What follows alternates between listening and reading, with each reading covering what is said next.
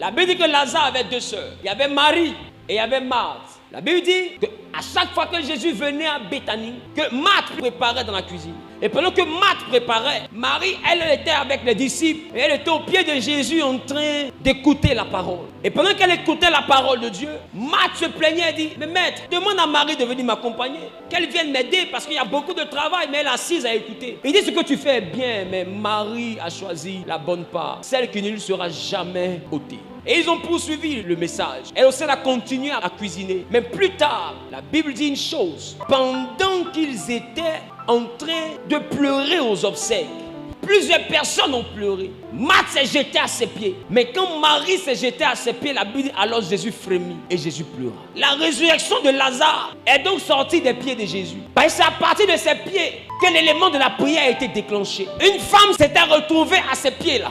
Et bizarrement, c'était cette Marie-là. La Bible dit que c'était elle qui avait versé le parfum sur les pieds de Jésus. Elle a entendu la parole aux pieds. Et elle a scellé la parole avec une offrande que Judas a combattue. Judas dit, cette offrande a trop de valeur, on peut donner ça aux pauvres. Et Jésus le regarde et dit, tu es méchant. Les pauvres seront toujours avec vous. Il y a des moments aujourd'hui où qu'un chrétien décide de faire du bien, le monde s'offusque. Non, on peut donner aux pauvres. Mais vous qui voulez qu'on donne aux pauvres, vous allez nourrir combien de pauvres? Quand les gens jettent l'argent dans les bars, vous ne parlez pas de charité. Quand les gens jettent l'argent dans les maquis, vous ne parlez pas de charité. Mais quand ils essaient de faire l'œuvre de Dieu, vous savez où les pauvres existent. Pourquoi vous êtes comme ça? Pourquoi la mentalité de Judas? Dès l'instant qu'on veut faire du bien à Dieu, automatiquement, les gens s'offusquent. Frère, je veux dire à quelqu'un, si tu fais du bien à Dieu, à l'œuvre de Dieu, que ce soit financièrement, matériellement ou avec tes propres efforts, tu n'as pas péché. Dieu le mérite. Dieu le mérite. Elle a entendu un message au pied de Jésus. Elle a versé un parfum au pied de Jésus. Et le jour où Lazare est mort, elle s'est jetée encore au pied de Jésus.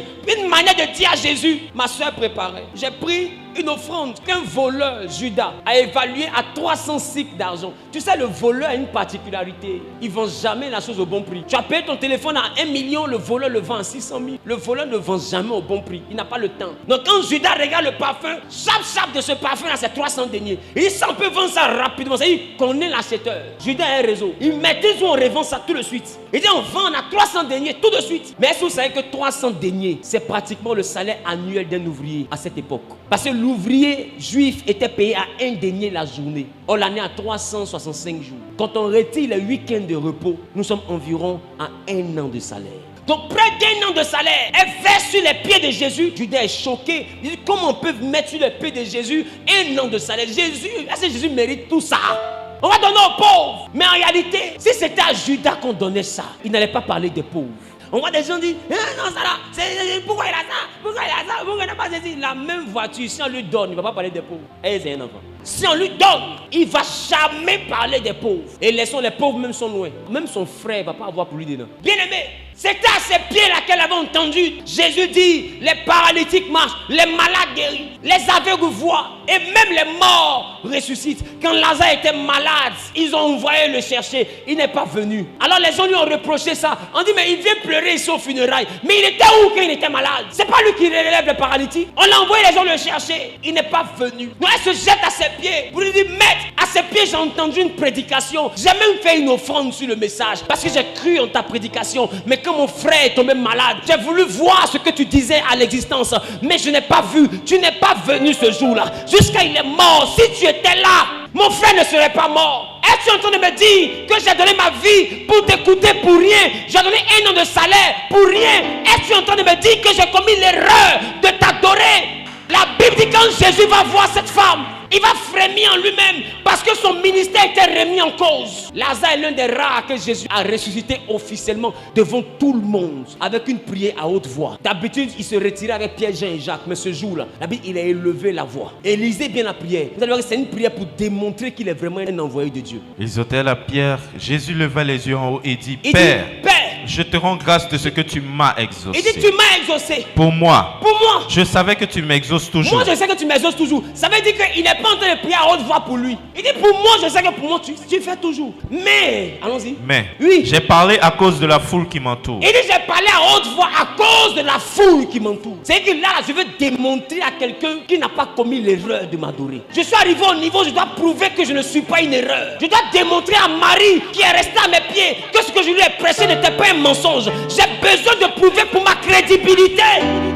Si je ne prie pas à haute voix, je suis plus crédible. Je ne peux plus revenir ici pour dire que les paralytiques marchent. Parce qu'il y a une femme qu'on appelle Marie qui va me dire, tu parles encore? J'ai enterré mon frère. Toi, ta bouche là, tu parles. C'est Marie mais qui a le crucifié. Il dit, je fais ça maintenant pour montrer à la foule que c'est toi qui m'as envoyé. Après, il dit quoi? Et ayant dit cela, et quand il a fini de dire cela, il cria d'une voix forte. Lazare, sort. Et le mort sortit.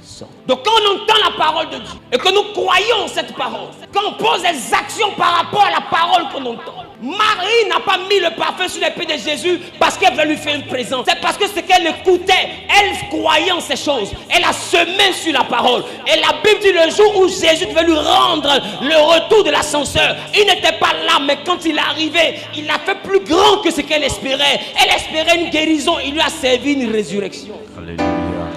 Je vais dire à quelqu'un, tu ne perds pas ton temps à adorer ce Dieu-là.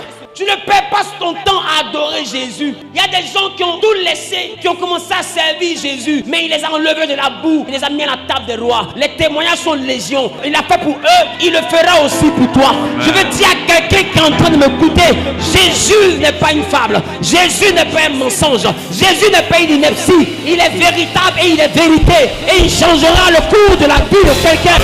Qui dit amen le bien propriétaire au nom suprême de... Pourquoi on relâché dans le service de Dieu? Parce qu'ils se disent, quand j'ai eu une maladie, je n'ai pas vu Dieu agir. Quand j'ai eu un tel problème, je n'ai pas vu Dieu agir. À des moments, il ne vient pas quand Lazare est malade, mais c'est quand Lazare est mort qu'il vient. Parce que quand il vient, quand Lazare est mort, c'est pour démontrer à quelqu'un qui s'était refroidi que tu n'avais pas mal fait de m'adorer. Je veux dire à quelqu'un, il y a de l'espoir pour toi. Après ça, tu as le choix. Mais nous sommes dans un monde où la neutralité ne bénit personne. Soit tu appartiens à la lumière, soit tu appartiens aux ténèbres. Mais les ténèbres coûtent cher. Les ténèbres coûtent cher. Les ténèbres te rendent milliardaire et détruisent toute ta maison. Les ténèbres coûtent cher.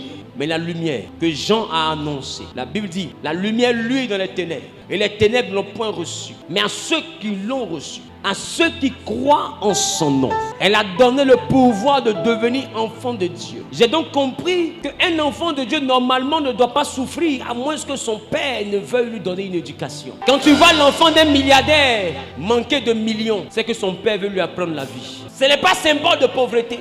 Le manque d'un enfant de milliardaire n'est pas la pauvreté. Il peut être victime de la rigueur de son père. Soit son père veut lui apprendre la vie, ou bien son père veut lui donner une autre considération de la vie. Ou bien il a eu accès à l'argent. Son père a vu que quand il a l'argent, il n'est pas sage. Alors on le prive de cette richesse pour qu'il comprenne que la vie n'est pas facile. Pour qu'il comprenne qu'il doit prendre soin de ce que son père lui donne. Et à partir de là, son père le mettra après dans toutes les bonnes conditions. Voilà pourquoi quand Dieu nous éprouve, ce n'est pas pour nous détruire, mais c'est pour qu'on puisse faire des preuves. Parce que l'épreuve nous permet de faire des preuves. Quand nous faisons des preuves, Dieu nous juge dignes de la bénédiction qu'il veut nous confier. Dieu ne bénit pas quelqu'un sans l'éprouver. L'épreuve n'est pas une malédiction. L'épreuve est un test qui t'envoie à la classe supérieure. C'est pourquoi avant d'aller au CP2, tu as eu des épreuves. On appelle ça composition. Avant d'aller en 6e, tu as eu l'épreuve du CEP. Avant d'aller en seconde, tu as eu l'épreuve du BPC. À l'université, tu as eu l'épreuve du bac. Avant d'être diplômé, tu as eu l'épreuve du BTS. Et puis ainsi de suite, d'épreuve en épreuve. Aujourd'hui, tu es devenu un ingénieur. Qu'est-ce qui a fait de toi l'ingénieur? C'est l'ensemble de toutes les épreuves que tu as eues année après année. Tu ne deviendras pas grand si tu ne réussis pas les tests que le ciel t'envoie. Quand Dieu t'éprouve, c'est pas pour te détruire. Ne te considère pas maudit. Ton Père est riche dans les cieux et il veut te rendre riche. Mais il veut s'assurer que tu as la bonne éducation. Il veut s'assurer que tu as la bonne compréhension. Il veut s'assurer que tu as la bonne mentalité. Il veut s'assurer que tu as la bonne compréhension. Il veut s'assurer que tu comprends les choses. Il a besoin de se rassurer de l'éducation qu'il t'a donnée. Sinon, je te dis une chose. La richesse que tu as dans le cœur que tu veux recevoir dans ta vie, si elle vient dans ta vie que tu n'es pas préparé, c'est la richesse qui va te perdre.